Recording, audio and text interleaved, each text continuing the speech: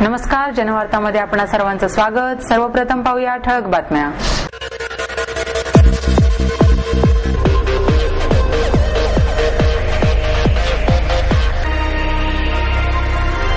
चतुश्रृंगी आणि महालक्ष्मी मंदिरातील घटस्थापना उत्साहात सुरू।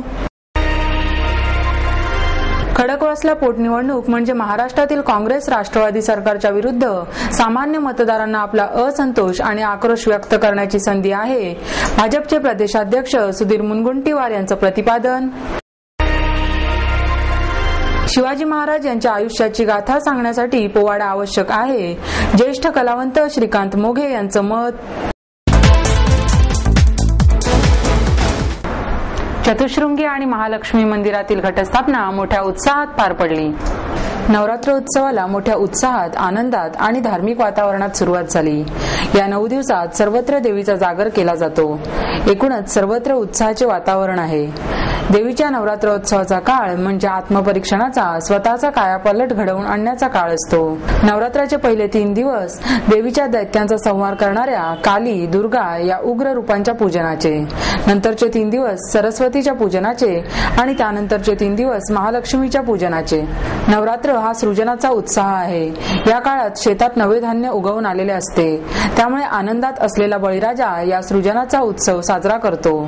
त्याचे प्रतीक म्हणून घरोघरी घट बसवले जातात। सकाळी 8:30 वाजता सारसबागेजवळील महालक्ष्मी मंदिरात विशाल चोरडिया यांच्या हस्ते घटस्थापना, देवीची विधिवत पूजा आणि आरती करण्यात आली। या मंदिरात दर्शनासाठी सकाळपासूनच भाविकांनी मोठ्या प्रमाणात गर्दी केली आहे। हे मंदिर आकर्षकरित्या सजविण्यात आले आहे। चतुश्रृंगी मंदिराची घटस्थापना सकाळी 9 वाजता सुहास अनगळ यांच्या हस्ते करण्यात आली। दर्शनासाठी भाविकांनी मोठ्या प्रमाणात गर्दी केली आहे। चतुश्रृंगी देवी ही स्वयंभू आहे। भाविकांचा विश्वास आहे की ही देवी नवसाला पावते आणि त्याच्यामुळे दिवसेंदिवस भाविकांची गर्दी या इथे वाढत चालली। देश विदेशामध्ये देवीचे भक्त आहेत। देवीच्या उत्पत्ती संदर्भात एक आख्यायिका आहे, ती अशी की पेशवेकालीन सावकार दुर्लभ शेठ हे सप्तशृंगीच्या म्हणजे वणीच्या देवीचे परमभक्त होते। दर चैत्र पौर्णिमेला ते देवीच्या दर्शनाला पुण्याहून त्या काळी 250 किलोमीटरचा प्रवास करून वणीला जात असत। वृद्धापकाळामुळे त्यांना देवीचं दर्शन घेणं, देवीची सेवा करणं शक्य झालं नाही, तर त्यांना अतिशय वाईट वाटलं की आता माझ्या हातून देवीची सेवा कशी होणार। तर तेव्हा देवींनी त्यांना स्वप्नात दृष्टांत दिला आणि सांगितलं की माझा भक्त जर माझ्या दारी येऊ शकत नाही तर मी भक्ताच्या दारी जाते। आणि तिने सांगितलेल्या सांकेतिक स्थळी म्हणजे पुण्याच्या वायव्य दिशेच्या डोंगरावर गुहेमध्ये जेव्हा त्यांनी उत्खनन केलं तेव्हा चतुश्रृंगी देवीची तांदळा स्वरूप मूर्ती तिथे प्रकट झालेली त्यांना मिळाली। तेच हे चतुश्रृंगी मातेचं मंदिर। यंदाच्या यात्रेचं वैशिष्ट्य असं आहे की जसं मी मगाशी सांगितलं की सर्वात प्रथम आम्ही भाविकांच्या सुरक्षेला प्राधान्य दिलेलं आहे। याच्या व्यतिरिक्त देवीचे सर्व पूजा अर्चा, नैवेद्य प्रसाद हे सगळे दैनंदिन विधी होतच राहणार आहेत। याच्या व्यतिरिक्त 9व्या दिवशी म्हणजे 5 ऑक्टोबर या दिवशी देवीच्या देवळामध्ये नवचंडीचा होम करण्यात येणार आहे आणि हा नवचंडीचा होम संध्याकाळी 5 वाजता सुरू होईल। त्याची पूर्णाहुती साधारणपणे संध्याकाळी 8 वाजता होईल, तर त्याचाही भाविकांनी लाभ घ्यावा। याच्या व्यतिरिक्त देवीच्या उत्सव मूर्तीची पालखी दसऱ्याच्या दिवशी म्हणजे विजयादशमीच्या दिवशी संध्याकाळी 6 वाजता 6 ऑक्टोबरला मंदिरातून निघणार आहे। तर ह्या पालखीचं वैशिष्ट्य असं आहे की 32 किलो चांदीची मूर्ती 20 किलो चांदीच्या पालखीमधून सीमोल्लंघनाला जाते। लाखो भाविक या इथे उपस्थित असतात, त्यांच्या उपस्थितीमध्ये देवीची पालखी निघते। देवीच्या पालखीसमोर देवीचे सर्व सेवेकरी, वाघ्या, मुरळी, भुते, पलिताधारी हे सर्व लोक तिथे असतात आणि ढोल लेझिम आणि बँडच्या गजरामध्ये देवीची मिरवणूक निघते। अत्यंत विलोभनीय असं दृश्य असतं, बघण्यासारखी असते। तर मी सर्व भाविकांना आमंत्रण देतो की विजयादशमीच्या दिवशी सर्वांनी देवीच्या पालखीचा आणि देवीच्या दर्शनाचा लाभ घ्यावा ही विनंती। खडकवासला पोटनिवडणूक म्हणजे आघाडी सरकारच्या विरुद्ध सामान्य मतदारांना आपला असंतोष आणि आक्रोश व्यक्त करण्याची संधी आहे, असे प्रतिपादन भाजपचे प्रदेशाध्यक्ष सुधीर मुनगंटीवार यांनी केले। भाजप, शिवसेना आणि राष्ट्रवादी काँग्रेस या पक्षांसाठी विशेष महत्त्व प्राप्त झालेल्या या निवडणुकीच्या पार्श्वभूमीवर भाजप शिवसेनेच्या वतीने पत्रकार परिषदेचे आयोजन करण्यात आले।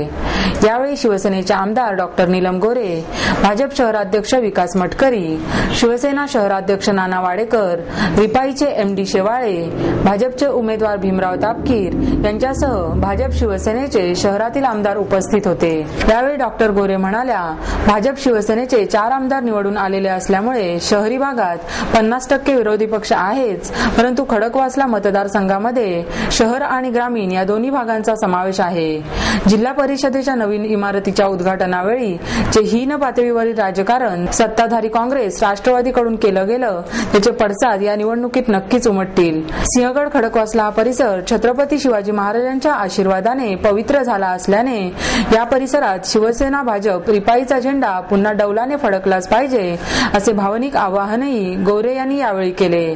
पुढे बोलताना मुनगंटीवार म्हणाले, शिवसेना, भारतीय जनता पार्टी व रिपाई या महायुतीच्या माध्यमातून श्री तापकीर यांना खडकवासला या विधानसभेची उमेदवारी देण्यात आली आहे। महायुतीचे सर्व कार्यकर्ते श्री भीमराव अण्णा तापकीर यांना निवडून आणण्यासाठी प्रचंड मेहनत करत विजयासाठी संकल्प करण्याचा निर्णय हा या महायुतीच्या सर्व नेत्यांनी, पदाधिकाऱ्यांनी, कार्यकर्त्यांनी केला आहे। मी माननीय उद्धवजी, माननीय रामदास आठवलेजींना धन्यवाद देतो की एकत्रितपणे लढत भारतीय जनता पार्टीचे उमेदवार श्री भीमराव अण्णा तापकीर यांना त्यांनी अंतःकरणापासून पाठिंबा दिला आहे। खडकवासला विधानसभेच्या निवडणुकीत या उन्मत्त झालेल्या सरकारला, अहंकारी शासनाला, प्रचंड महागाई, भ्रष्टाचार वाढवणाऱ्या सरकारला खडकवासल्याचा मतदार धडा शिकवल्याशिवाय राहणार नाही। या मतदारसंघात विरोधी पक्षाचे मतदार हे एकत्रितपणे येऊन पैशाच्या जोरावर, सत्तेच्या जोरावर या निवडणुकीत विजयाचं स्वप्न पाहणाऱ्या, वारंवार ठगेशाहीची भाषा करणाऱ्या, पत्रकारांना धमकी देणाऱ्या नेत्याविरुद्ध आपलं मत या मतदारसंघाचे मतदार व्यक्त करतील। या मतदारसंघात महायुतीची ही पहिली सुरुवात आहे। महायुती या निवडणुकीत विजय प्राप्त करत हा विजयाचा महाराष्ट्रभर अश्वमेधाचा घोडा नेल्याशिवाय राहणार नाही आणि या सरकारला मतदार या निवडणुकीत धडा शिकवेल असा विश्वास आम्हाला वाटतो आहे। खरं तर राष्ट्रवादीनी आपल्या पक्षातील उमेदवाराला उमेदवारी न देता सहानुभूतीच्या जोरावर आपण ही निवडणूक जिंकण्याच्या दृष्टिकोनातून नियोजन केलं असलं तरी राष्ट्रवादी काँग्रेसचं जे पाप आहे त्या पापाच्या डोंगरात सहानुभूतीची लाट अडगल्याशिवाय राहणार नाही। मनसेचे उमेदवार म्हणून कदाचित त्यांनी उमेदवारी घेतली असती तर राजकीय दृष्टिकोनातून मतदारांची सहानुभूती प्राप्त झाली असती, पण ज्या राष्ट्रवादी काँग्रेसच्या विरोधात श्री स्वर्गीय वांजळे यांनी आपला लढा सुरू केला त्याच पक्षाची उमेदवारी घेऊन शिवाजी महाराज यांच्या आयुष्याची गाथा सांगण्यासाठी पोवाडा आवश्यक आहे असे मत ज्येष्ठ कलावंत श्रीकांत मोघे यांनी व्यक्त केलं। हिंगे लोककला प्रबोधिनीच्या वतीने देण्यात येणारा हिंगे युवा कला गौरव पुरस्कार शाहिरा रुपाली मावळे हिला देण्यात आला। यावेळी प्रबोधिनीचे बिंदू माधव जोशी, शाहीर दादा पासलकर, अंबादास तावडे, गणेश टोकेकर, HV देसाई, महाविद्यालयाचे उपप्राचार्य गणेश राऊत आदी मान्यवर उपस्थित होते। यावेळी बोलताना मोघे म्हणाले, भारतीय समाज नव्याने उभा करण्याची गरज असून जाती जातींमध्ये असणारे तेढ मिटले पाहिजे। शिवाजी महाराजांनी त्यांच्या दैदिप्यमान जीवनात जे पराक्रम केले ते सांगण्यासाठी पोवाड्याचा जन्म झाला। जो पोवाडा गातो तो शाहीर होतो। आज शाहिराचा मान एका स्त्रीला मिळाला ही अभिमानाची गोष्ट आहे। आजच्या काळात शाहिरी वाङ्मयाची नितांत आवश्यकता असून प्रत्येकाने वन लाईफ वन मिशन यानुसार वागले पाहिजे. काव्य, संगीत आणि ध्वनी ही माणसाचे चैतन्य उत्पन्न करणारी माध्यमे आहेत. काव्य माणसाला प्रेरणा देणारे असले पाहिजे. आजच्या पुरस्काराच्या माध्यमातून शाहिरी ही मातृशक्तीकडे गेली आहे असेही यावेळी जोशी यांनी बोलताना सांगितले. शाहीर दादा पासलकर, शाहीर हेमंत मावळे, गणेश राऊत यांनी यावेळी मनोगत व्यक्त केले. पेट्रोलच्या दरात सतत वाढ होत आहे, परंतु रिक्षा भाडेवाढ होत नाही. त्यासाठी दिवाळीपूर्वी रिक्षा भाडेवाढ करावी अशी मागणी महाराष्ट्र रिक्षा पंचायतीच्या वतीने करण्यात आली. आचारसंहितेचे कारण देत रिक्षा भाडेवाढीची बैठक सतत पुढे ढकलली जाते. दिवाळी दसऱ्याचा सण जवळ आला आहे. यापूर्वी रिक्षा भाडेवाढ करावी त्यासाठी रिक्षा चालकांच्या वतीने जिल्हाधिकारी कार्यालयावर मोर्चा काढण्यात आला. यावेळी महाराष्ट्र रिक्षा पंचायतीचे अध्यक्ष बाबा कांबळे, पुणे शहर अध्यक्ष नितीन शिंदे, सरचिटणीस रज्जाक सय्यद, दीपक पगारे, हडपसर विभाग अध्यक्ष सिद्धार्थ कांबळे आदी उपस्थित होते. ज्येष्ठ रिक्षा चालक रामभाऊ सर्वगोड यांच्या हस्ते डॉक्टर बाबासाहेब आंबेडकरांच्या पुतळ्यास पुष्पहार अर्पण करून मोर्चा काढण्यात आला. या मोर्चात पुणे स्टेशन, स्वारगेट, खडकी, औंध, हडपसर, कोथरूडमधील रिक्षा चालक मोठ्या संख्येने सहभागी झाले होते. महागाईच्या तुलनेत रिक्षा भाडेवाढ करावी, नवीन सीएनजी पंप सुरू करावेत, रिक्षा चालकांना पेन्शन सुरू करावी, ईएसआय असावा, विम्यातली वाढलेली रक्कम कमी करावी, पर्यावरण कर रद्द करावा या मागण्या यावेळी करण्यात आल्या. राणा प्रताप संघ आयोजित 38व्या कुमारगट मुले आणि मुली जिल्हा अजिंक्यपद आणि निवड चाचणी कबड्डी स्पर्धेचे उद्घाटन करण्यात आले. या स्पर्धेचे उद्घाटन महाराष्ट्र एज्युकेशन सोसायटी नियामक मंडळाचे सदस्य रामभाऊ डिंबळे यांच्या हस्ते झाले. यावेळी म्हाडा विभागाचे अध्यक्ष अंकुश काकडे, विकास दांगट, सुरेश नांगरे, शैलेश आपटे, मोहिनी जोग आदी मान्यवर उपस्थित होते. ही स्पर्धा नेहरू स्टेडियमवर 2 ऑक्टोबर पर्यंत चालू राहणार आहे. या स्पर्धेमध्ये मुला मुलींचे एकूण 60 संघ सहभागी झाले आहेत. उद्घाटनादरम्यान झालेल्या सामन्यात राणा प्रताप संघाने शिवाई स्पोर्ट्स क्लबवर 21 गुणांनी मात केली.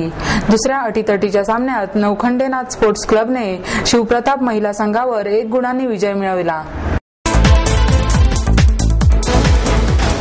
महापालिकेच्या मिळकत कराची गेल्या काही वर्षातील थकबाकीची रक्कम सुमारे 420 कोटी असल्याचे माहिती अधिकारात उजेडात आले. 25,000पेक्षा अधिक मिळकत कर थकीत ठेवणाऱ्यांची माहिती सजग नागरिक मंचाचे कार्यकर्ते विश्वास सहस्त्रबुद्धे यांनी करसंकलन विभागाकडे मागितली. प्राप्त माहितीनुसार 31 मार्च 2011 पर्यंतची थकबाकी सुमारे 420 कोटी आहे, तर 25,000पेक्षा कमी मिळकत कर असलेल्यांची थकबाकी 125 कोटीच्या आसपास आहे असे सहस्त्रबुद्धे यांनी सांगितले. थकबाकी ठेवणाऱ्या मिळकत धारकांना नोटीस पाठवण्यापलीकडे महापालिका काहीच करू शकत नाही. यामुळे कर भरला नाही तरी आपल्याला काही होणार नाही असे मिळकत धारकांना वाटू लागले आहे. थकबाकी वसुली न केल्यास प्रामाणिकपणे कर भरणा करणारे नागरिक यापुढे कर देणार नाहीत असा इशारा पुणे नागरिक संघटनेने दिला आहे. या थकबाकी संदर्भात आम्ही आयुक्तांची काल भेट घेतली. आयुक्तांना हे सगळे कागद दिले, सीडी दिली आणि त्यांना सांगितलं की एवढी मोठी थकबाकी आहे, सामान्य माणूस कर भरतो आणि कर बुडवे मात्र आईश करतात, हे चालणार नाही. तुम्ही 31 मार्च पर्यंत कोणत्याही परिस्थितीत 2 आकड्यामध्ये फिगर आणा. त्यावर आयुक्तांनी लगेचच आम्हाला सांगितलं, हो आम्ही 99 कोटीपर्यंत आणायचा प्रयत्न करू. हरकत नाही, एवढं जरी खाली आणू शकले तरी काही वाईट नाही, परंतु त्याकरता त्यांना स्पेशल टास्क फोर्स नेमावा लागेल. त्या माणसांमध्ये काम होणं शक्य नाही. आणि त्यांना आम्ही हेही सांगितलंय की जर अशी ही थकबाकी वसुली झाली नाही तर पुढच्या वर्षी आम्ही सर्वसामान्य नागरिकांना आवाहन करावं की कुणीच कर भरू नका, कारण महापालिका काहीच करू शकत नाही. चुकीचं आहे पण इलाज नाही त्याला काही. 2 कारण आहेत. एक तर कुठलंही प्रशासकीय विल नाही, राजकीय विल नाही, स्टाफ नाही. स्टाफ असणं, पुरेसा असणं, एकंदर जसं काम वाढत जाईल तसं स्टाफ वेळेवर घेणं, हे खरं म्हणजे जनरल बॉडी आणि प्रशासनाचं काम आहे. परंतु दोघांनीही त्याच्याकडे संपूर्ण दुर्लक्ष केलं. राजकीय साठमाऱ्या आणि प्रशासनाचं दुर्लक्ष याच्यामुळे हा उद्भवलेला प्रसंग आहे.